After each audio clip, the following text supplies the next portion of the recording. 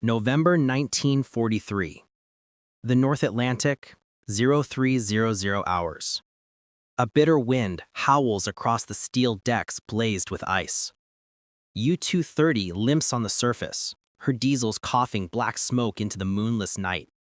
Inside the pressure hull, the air is thick with the stench of unwashed bodies, diesel oil, and fear. 48 men crowd the narrow compartments, their breath visible in the dim red light. The boat rocks violently as another wave crashes over the conning tower.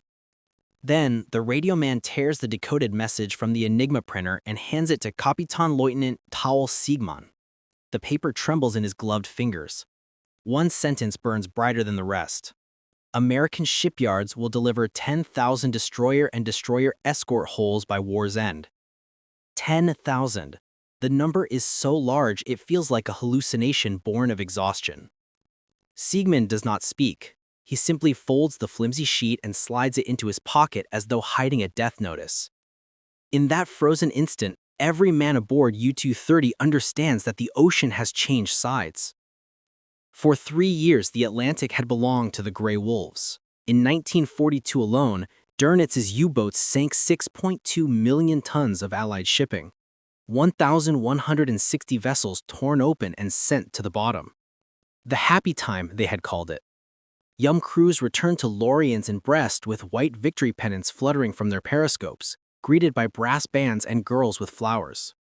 They believed the Royal Navy was finished, that Britain would starve by Christmas. They believed the United States was a soft, industrial giant too far away to matter. A nation of gangsters and jazz musicians who would never master the cruel arithmetic of convoy warfare. They believed steel could not be conjured from thin air. They were wrong. The transformation had begun quietly, almost invisibly, in the winter of 1941-42. While German shipyards struggled to lay down 30 new U-boats per month, American yards, Kaiser, Bethlehem Steel, Fore River, Charleston Navy Yard, were already retooling assembly lines once devoted to automobiles and refrigerators. Henry J. Kaiser, the dam builder from California, walked into the Maritime Commission and promised to mass-produce Liberty ships in weeks instead of years. The same restless energy now turned to escorts. The destroyer escort, smaller, simpler, cheaper than a fleet destroyer, was designed in a single weekend on a tablecloth in a Washington restaurant. By March 1943, the first keel of the new DE program was laid. By November, the pipelines were roaring. The numbers are almost impossible to grasp without feeling vertigo. In 1939, the United States Navy possessed 171 destroyers of all classes. By VE Day, it would possess 835 fleet destroyers and destroyer escorts, plus hundreds of smaller subchasers and patrol craft. 10,000 was not a typographical error in a frightened radio man's log. It was the rounded wartime estimate that circulated in OKM intelligence summaries, an estimate that included every steel hull capable of 20 knots and a depth charge rack. The Buckley class, the Everts class, the Cannon class rolled down the ways in a rhythm, one launched in the morning, commissioned in the afternoon, sailing for the war zone within weeks. American welders worked 3 shifts under floodlights. Riveters became welders overnight. Women, Rosie, with her torch and bandana, burned brighter than the arc itself. A single yard in Orange, Texas delivered 26 destroyer escorts in a single year. The Bethlehem Hingham Yard in Massachusetts averaged 1 DE every 6 days through 1944. And the men inside U-230 felt the change long before they saw it. It began with the sound, a new sound, not the leisurely 4-engine drone of a Sunderland flying boats, but a sharp insect-like buzz rising to a scream, the General Electric turbo superchargers of the Grumman TBF Avenger, each carrying the new Sonoboy and the Fido acoustic homing torpedo. Then came the Hedgehog mortars, 24 bombs fired ahead of the escort in an oval pattern, exploding only on contact.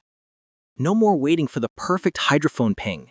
The hunters now carpeted the sea with steel rain. And always the radar. The American SC and SX sets reached farther, painted sharper, refused to be fooled by Metox warnings. One by one, the old certainties dissolved. The U-boat that surfaced at night to recharge batteries now found the darkness lit by 10-centimeter wavelengths. The boat that crash dived found escorts already turning toward her before the klaxon finished its second wail. The crews began to measure time in minutes of life remaining after detection. Oberleutnant zur See Herbert Werner, commanding U-230 on a later patrol, recorded in his diary, We live now from attack to attack. The interval between them is rarely more than 4 hours. Sleep is impossible. The men's eyes are red tunnels. Another commander, Kapitänleutnant von Bülow of U-404, wrote home in early 1943. The Tommies were sportsmen. These Americans hunt like accountants, cold, precise, endless.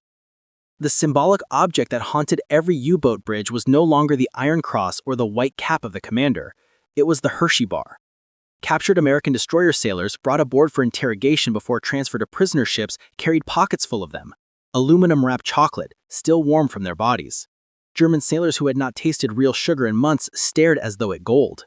One prisoner on U-664 in August 1943 casually broke a bar in half and handed a piece to a gaunt machinist mate. The German wept without sound. The chocolate was not merely food. It was proof of assembly lines that never stopped, of farms that never burned, of a nation whose factories baked sweetness while turning out steel. In the sour darkness of a U-boat's belly, that small rectangle of abundance became unbearable evidence that the war had already slipped away. By May 1943, Black May, the statistics turned into slaughter. 31 U-boats lost in 31 days. Crews who once volunteered now begged medical boards for shore postings. Dönitz himself confessed to Hitler that the Battle of the Atlantic was being lost.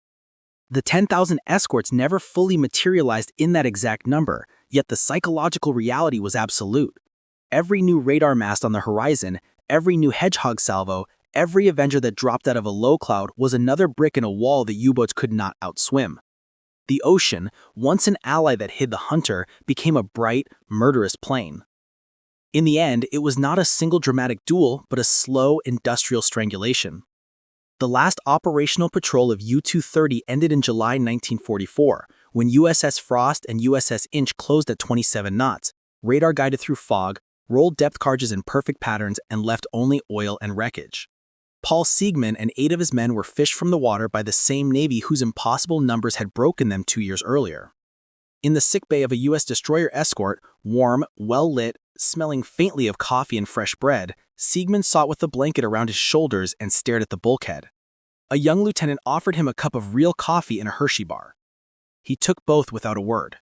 He unwrapped the chocolate with fingers that still shook from hypothermia and the deeper cold of recognition. The war had been decided not in the smoke of battle, but in the hum of assembly lines 3,000 miles away, in shipways that never slept, and in a democracy that could outbuild tyranny by the simple, terrifying virtue of believing tomorrow would come. Somewhere above him, the destroyer's turbines turned, driving her toward the next convoy, the next hunt. And beneath the keel, 3,000 fathoms down, the Atlantic kept its silence. An ocean no longer gray, but blue, vast and unmistakably American. The wolves were gone. The shepherds had arrived in numbers no nightmare could contain. And in the small, quiet act of a defeated captain accepting a piece of chocolate from the hand of his enemy, the 20th century turned a page. Abundance had defeated austerity, open society had outlasted the fortress, and the future, sweet, mass-produced, and unstoppable, had already begun to sail.